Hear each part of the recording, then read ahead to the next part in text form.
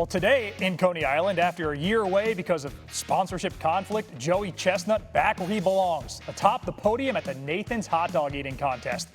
41-year-old's got that dog in him, 70 and a half. In fact, ate that many in 10 minutes today, just short of his record of 76. Last year's winner, Patrick Bertoletti, came in second at 46 and a half. Trevor Scales is in Coney Island. Trev, how's Joey holding up?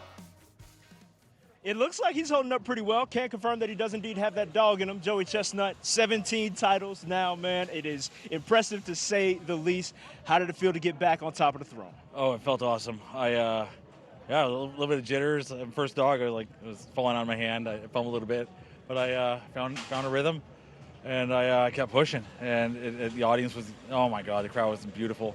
And it was a great 4th of July. Yeah, the energy was clearly electric the moment you set foot on the stage, but you talked about that rhythm that you wanted to find, that ridiculous rhythm. I think I saw you quoted that. Yeah. Did you feel like you found that groove and were able to stay in it for a while? Oh, early on, I found a vicious rhythm, yeah. And right about minute 5, I hit a little bit of wall, and I felt some muscles tense in my throat, my shoulders.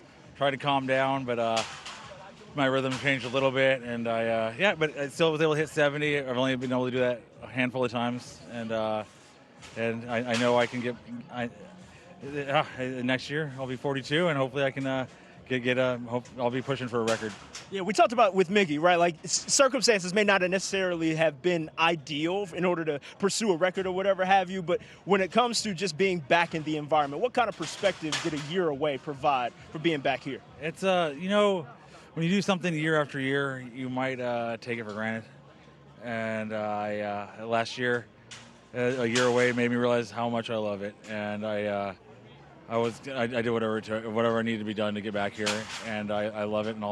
And as long as I'm healthy, I'll be back. I'll be coming back. Oh, the people love it, right? Every moment you set foot on you set foot on the stage, it was clear that the folks were rooting for you. So with now 17 mustard belts, what makes number 17 different than 1 through 16? Oh, geez. What makes it? They're all special, but yeah, this is great. After the year break, there was I never gave up hope. I knew I'd be coming back, and it just feels good. It's sweet. Here's the 17 more, and one real quick thing before we go. SportsCenter, 50 states, 50 days, New York sports generally, and your place in that pantheon. Essentially, we rattled off a bunch of iconic moments, but you've clearly been a part of the fabric that is New York sports. How does it feel to know that you are about as recognizable as far as icons within the city from an athletic feat standpoint as some of the others? Oh, it's so awesome.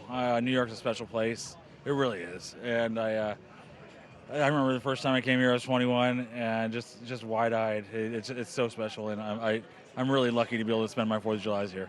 It was a pleasure to watch you. Better you than me, big dog. But get healthy, man. Looking forward to next time. Oh, thank you so much. I'll come back hungry. Looking forward to it, fellas. Back to you. Nathan's hot dog eating contest generally draws upwards of 40,000 people, and we got a winner. At the Nathan's hot dog eating contest in Coney Island, Miki Sudo won her 4th straight women's belt. She downed 33 hot dogs in 10 minutes. She's won a record 11 times. 2021 champion Michelle Lesko came in second with almost 23 of those dogs. The winner, though, she's with our Trevor Scales. Brian, appreciate it sincerely. Miki, you've entered this contest 11 times, walked away with 11 pink belts. This one was different, I imagine. What about it was different? You know, I was really tough on myself. 33 is not my best, but a win's a win, and I pushed through when things got difficult. That's exactly what we saw, right? You mentioned that the buns were a little bit more dense this time, it felt like maybe? I'm not sure if it was the buns or the hot dogs or the weather, but I mean, there was some common denominator because looking at the guys' numbers, it just wasn't a day for personal best. But I just hope that everybody in the crowd had a good time, put on a good show. I can imagine they absolutely did. But to spin it back to the positive side of things, right? Like, for those who may not know, 2021, you took that step back just for that year to make sure the pregnancy went well and everything. But we saw baby boy, even on social media, chirping Uncle Joey a little bit. Is there an eating contest future for the baby boy? Gosh, baby Max is the villain, is just like all that I needed in my life. He said he was going to bite Joey's fingers off, completely unprompted. Yeah, no, that kid's got personality for days, but not a competitive eater. Okay, fair enough. Now, you were in the crowd watching your husband, Nick, get after it. The baby boy was also watching in attendance as well. Watching him go, what is the encouragement that you offer either before, during, or even after? You know, we practice and prepare for this year-round.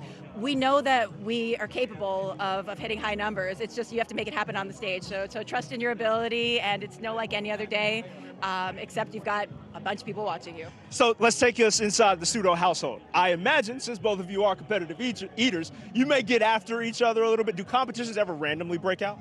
Oh, absolutely. It's an incredibly competitive household. Not even so much with the food, but with trivia generally. Okay, what's the trivia format? Are we going Jeopardy style or just straight like Trivia Pursuit? Oh, yeah, it could be the random spelling of a word that comes up. It could be something on TV. Absolutely. I mean, everything's a competition between us. Okay, so you... But we push each other to be better, so I in the best sense. Absolutely. No, it's a healthy competition. You got to love that. So this is part of SportsCenter, 50 states, 50 days, New York. You're a New York native, if you will. So are you rocking with any specific team around New York City?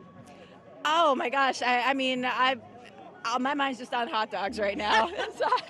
Understandably so. Understandably so. Hot dogs are very unifying, topic, so I'll just stick with that. I dig that. Like, just play the middle. Nothing wrong with that. You don't want to upset anybody. I'm not mad at that. People together, so I'm gonna stay impartial to this one. I dig that. Make sure you update your Instagram bio to 11-time champ now, okay? Will do. Thank you. Congratulations. Thank you. All right. Well, Brooklyn was on the wrong side of history in 1956. Brooklyn is on the right side of history every 4th of July with the Nathan's Hot Dog Eating Contest. On site for us is my dog, Trevor Scales. You just got off the call for the hot dog eating contest. How much does this whole event on the 4th of July just embody everything Americana? This is Americana. This is New York. This is Brooklyn. This is just, one of the great traditions now on the calendar. And, I had never been out here to the event until last year. This is my second year in a row, and I love it. The energy, the enthusiasm, Joey Chestnut back this year, Miki Sudo, the all-time greats.